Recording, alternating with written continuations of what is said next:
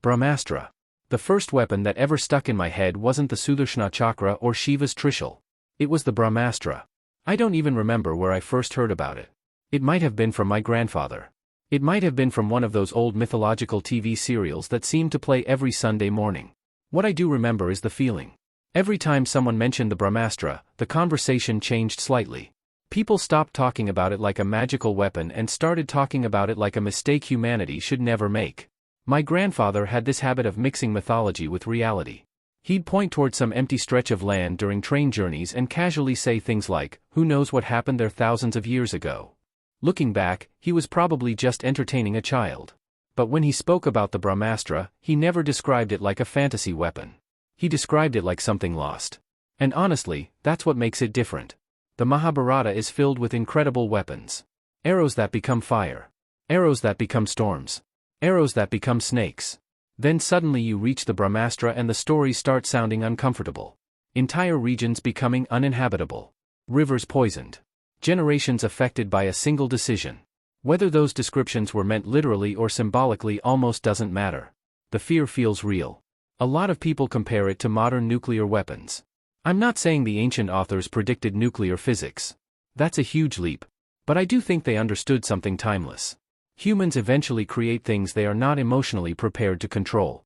The terrifying part isn't that the Brahmastra exists. The terrifying part is that someone always wants to use it.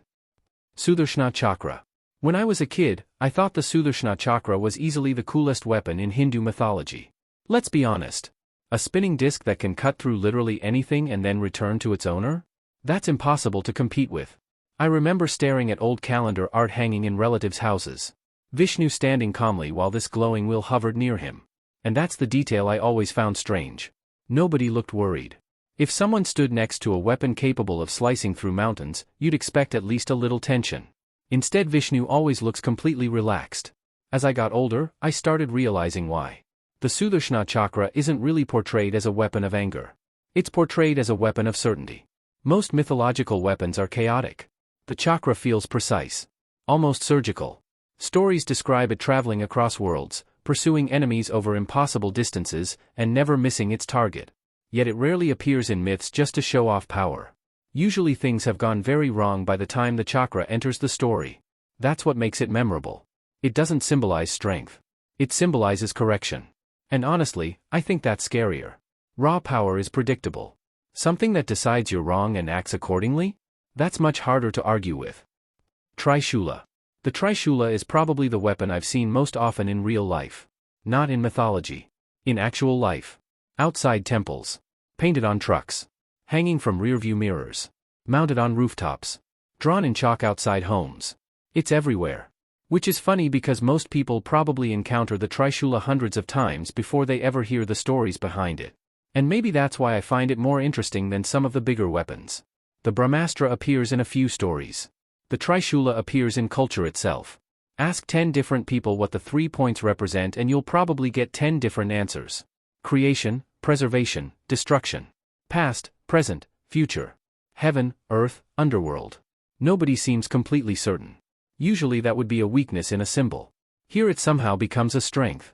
The Trishula feels less like a weapon and more like a question people have been answering differently for thousands of years. And maybe this is an unpopular opinion, but I've always thought the Trishula is more interesting than the Brahmastra. One destroys worlds. The other survives as an idea. Only one of those is still showing up on walls, temples, and roadside shrines 3,000 years later. Pashupatastra. Honestly, the Pashupatastra almost feels unfair. Every mythology has that one weapon that makes you wonder why anyone bothered carrying a sword. This is that weapon. The descriptions are absurd. Capable of destroying nearly anything.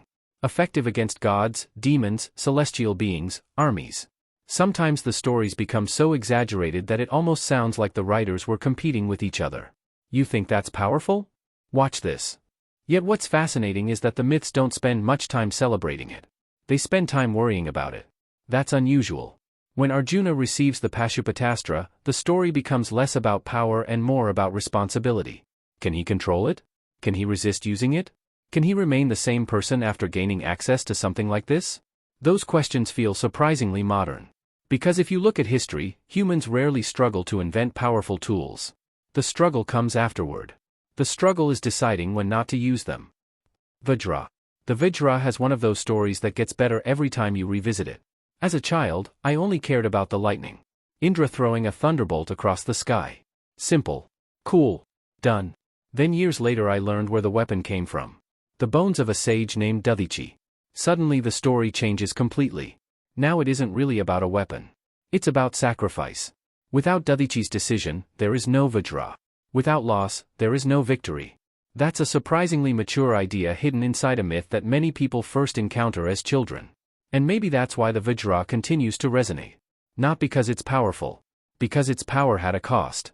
Most fantasy weapons appear from nowhere. The Vajra begins with someone choosing to give everything away.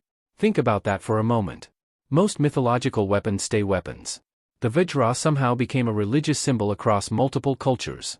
Not many legendary weapons can claim that. And maybe that's why it has survived for so long. Not because people feared it, but because people found meaning in it. Nagastra. I used to love the Nagastra for the dumbest possible reason. Snakes. That's it. When you're 10 years old, a weapon that turns into thousands of giant snakes is automatically amazing. No deeper analysis required. Then adulthood ruins everything by making you think. And suddenly the weapon becomes much more interesting. The Nagastra doesn't simply kill. It traps. It surrounds. It suffocates. In many stories, victims become completely immobilized. The battle effectively ends before anyone dies. That's what makes it memorable. Everybody understands being trapped. Not by snakes. By expectations. Deadlines. Responsibilities. Fear. The older I get, the less the Nagastra feels like a weapon and the more it feels like an emotion. Which is a sentence 10-year-old me would absolutely hate. Naryanastra. The Naryanastra might be my favorite weapon concept in any mythology. Not my favorite weapon. My favorite concept. Because it completely breaks the rules. Every warrior story teaches the same lesson. Fight harder. Stand your ground. Never surrender. Then the Naryanastra arrives and says the exact opposite. Fight it and you die. Resist it and it becomes stronger. Attack it and it becomes unstoppable. The only solution is lowering your weapon. Imagine being a warrior raised your entire life on courage and combat only to discover that survival depends on humility. That's brilliant storytelling. And honestly, every time I read that story, it feels less like mythology and more like advice. Some problems disappear when confronted. Others grow stronger. Knowing the difference is probably one of the hardest things a person can learn. Agniastra. I think modern people underestimate how terrifying fire used to be. Today we have extinguishers. Water systems. Emergency services. For most of human history, fire was something closer to a living force. One spark could erase years of work. One accident could destroy an entire settlement. The Agniastra captures that fear perfectly. When unleashed, it doesn't feel like a weapon.